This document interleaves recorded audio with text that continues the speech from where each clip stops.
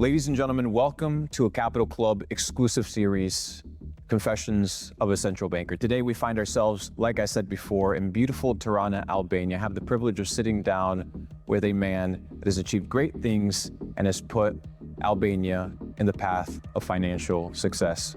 He is the former governor of the Central Bank of Albania and is now a board member of the Central Bank of Montenegro. Ardian Fulani, thank you for being here. Thank you for inviting me. Nice to see you again. It's good to see you. In a year time, huh? We met a year ago. Yeah, a year ago. Quite surprisingly, so. At the Capital Club event. Yes. You came and you spoke, and yeah. We had a great conversation, but you also had some great predictions. I tried, huh? Yeah. I tried to keep my position, you know, but also to be more, I should say, flexible, reluctant to discuss about the new financial initiatives, means innovating finance. And that was amazing for me. Met you, your colleagues, and have that open and very fruitful discussion. And I think you did a great leap from last year. I see what you are doing, and I see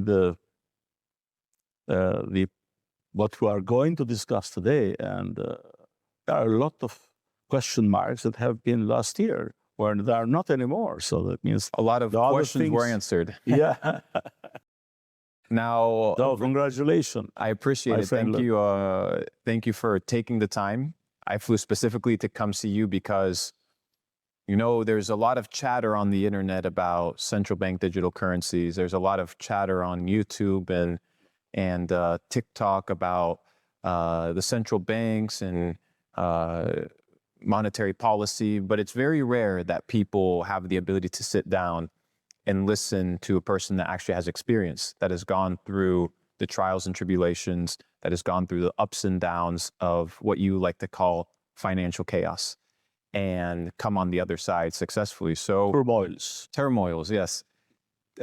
Take me a little bit back through your journey, through your professional career. Right. So, Ardian Fulani, married with Ariana Fulani, judge, and 2 kids, Fiona and Eric, 32, 29. Banker, the daughter, and finishing the law now, the son, Eric. And now, 7 months ago, I have been graduated with a new title. I am the grandfather. Congratulations. Of my nephew, Ivan. Congratulations. Thank you. So, born, studied in Tirana with parents from Tirana, Elbasan. They've been always here. And studied economics in Albania. Finished at University of the 70s for financial economist. And then after working in different financial possibilities, financial enterprises and production enterprises until 85.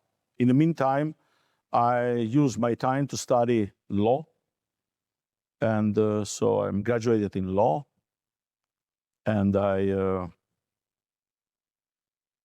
learned some foreign languages. So, what languages do you speak?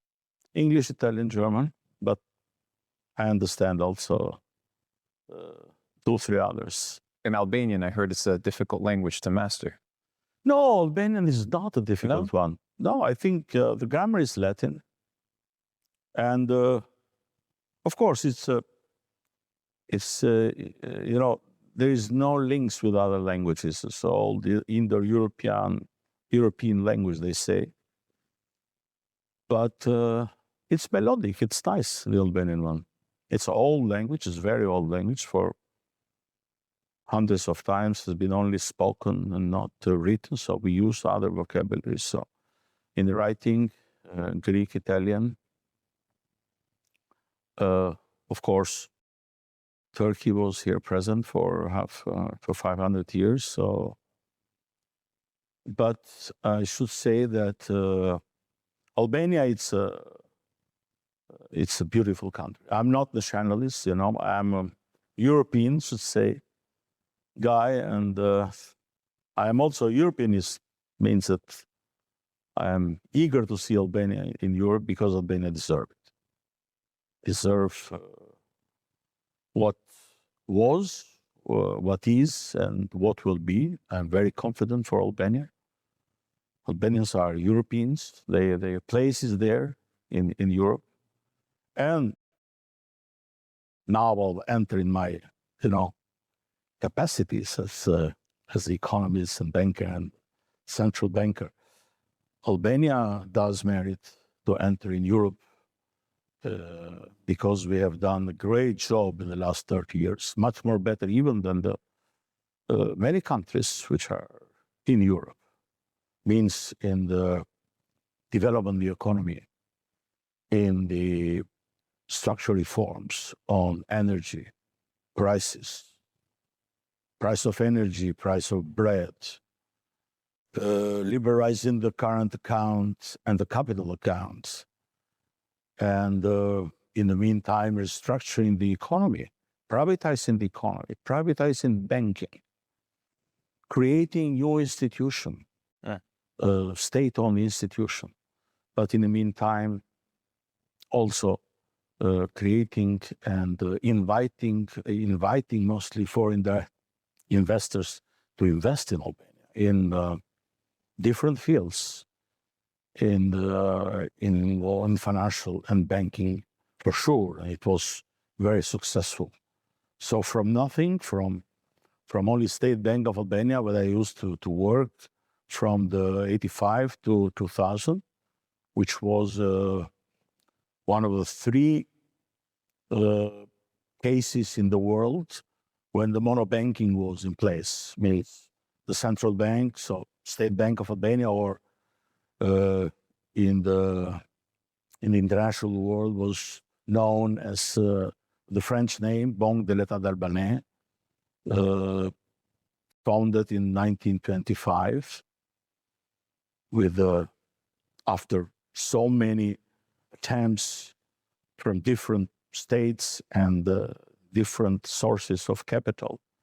In the end, it was founded at 2009, in 1925, with a mixed capital from Italy and for here. And then after, so I joined the bank in 1985, State Bank of Albania. We had, instead of a foreign bank like all the other so-called socialist democracies, so ex-Eastern countries had, they had a specific commercial bank which were dealing with the foreign world. Was more or less foreign commercial bank. We had a department, and in the beginning I was working as the economist, and after I became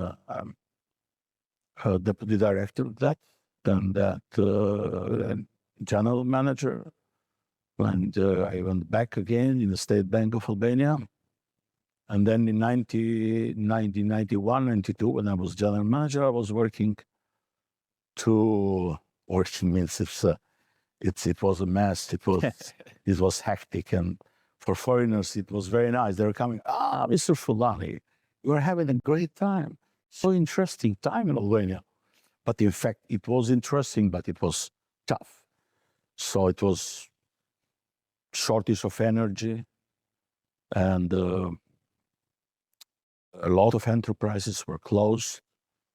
The reform began, but imagine first thing to do after that that turmoil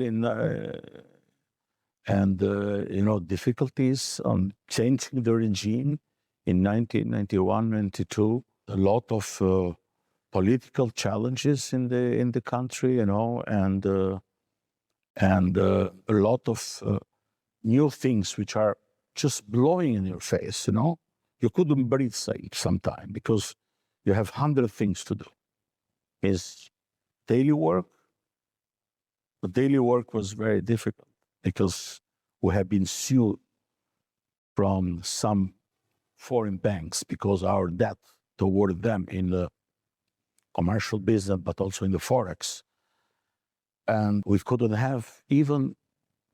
open a letter of credit for 10,000 euros, $10,000 at that time, or counter value in lira, Swiss francs, or whatever, or Deutschmark. So, and in the meantime, you should prepare yourself to set up a central bank. And that was one of my duties there.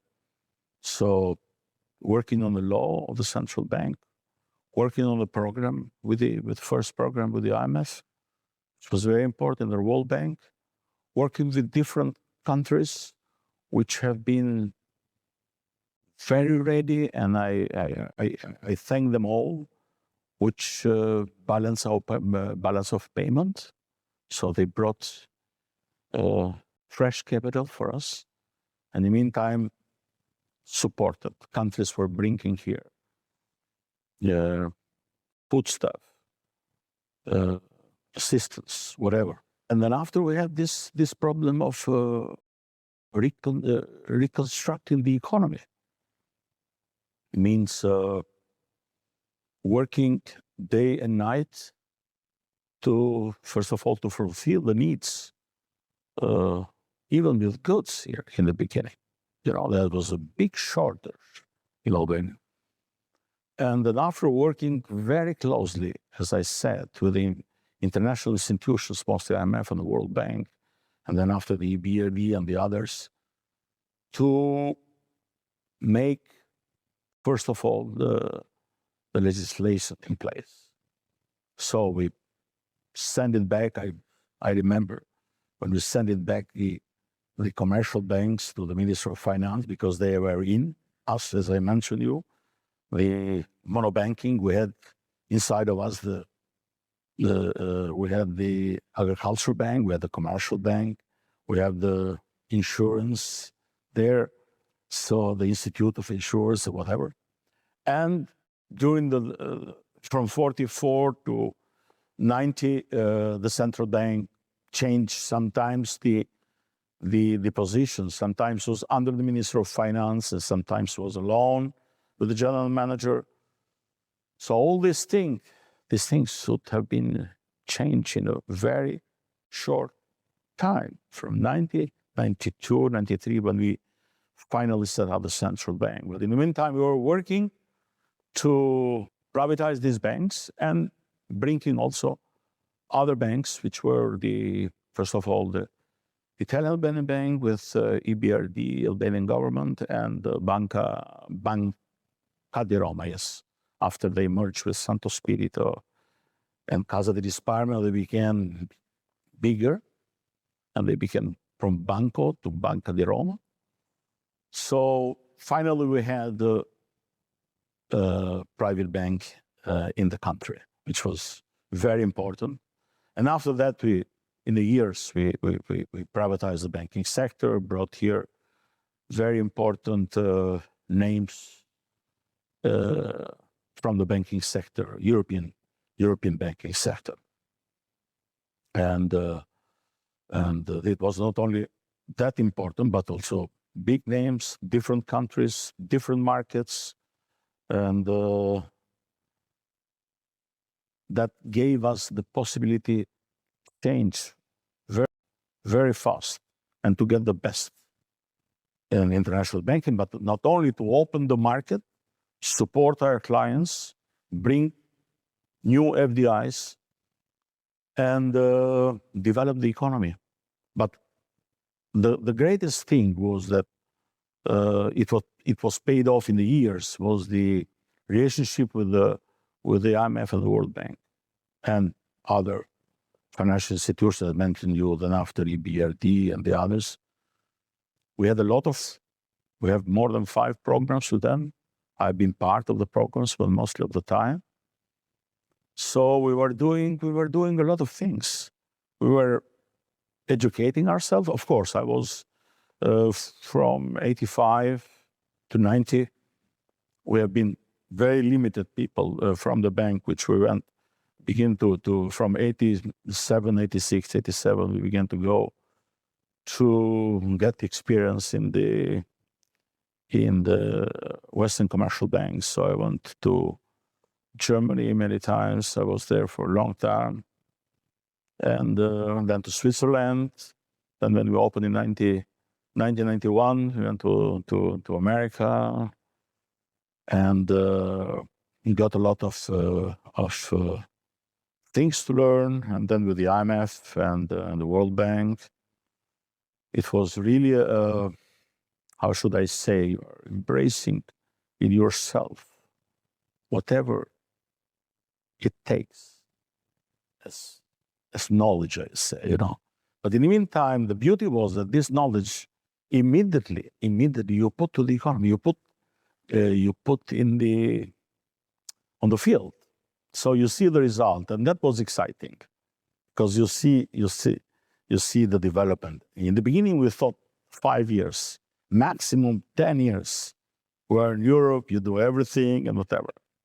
But it's not like that. It takes time. And I think the success, one of the cornerstone of our success in the economy was because we have been committed to the structural reforms, working hard on the program with the IMF and the World Bank, getting the best from that, and trying to restructure the economy, but always looking very carefully in the macroeconomic stability, financial stability, the good health of the banking and financial sector, and try to coordinate as much as we can with the fiscal policy, with the Minister of Finance and the government. So I've been there present from that until 2014. I was 10 years governor. It coincided with the most, I think, challenging but also difficult times in the financial system, but the biggest crisis ever happened in 2008. So during all the crisis, I was the governor. And when I say what we did before paid off is because since 2005, we tried to increase the interest rate. So we have been prepared when the crisis came. The system was solid. So no leverage, good deposits, stable exchange rate under the free floating regime, and inflation under control. We had arranged 2 to 3%, and 2 to 4%. Then we fixed the point with the inflation target in the 3%. So a lot of efforts and a long time. So when the crisis came in 2008, we had rather 3 years working for the challenges. And when they came, we have been prepared. Banking sector was resilient. The central bank was fully equipped, and we were introducing the inflation targeting. Of course, in my opinion, inflation targeting was not because it was fashionable, because going from monetary one to the inflation target, it's a big difference. But I didn't consider that like a flying carpet that send you everywhere. So it will be how should I say, medicine for all the problems. No. The beauty of that is that with the mission of creating the inflation targeting, changing the regime, we're reconstructing the whole infrastructure of the central bank. Department-wise, people, training, philosophy, and we created these anchors, domestic and foreign anchors, and having two objectives, like monetary policy. We emphasized a lot and created a special department on financial stability. And then we created another relationship with the fiscal one, with the Minister of Finance. For us, decision on monetary policy is crucial. And this is independent decision of the board of the central bank. And was the same, for example, for the Minister of Finance, the fiscal one, to the tax policy and whatever.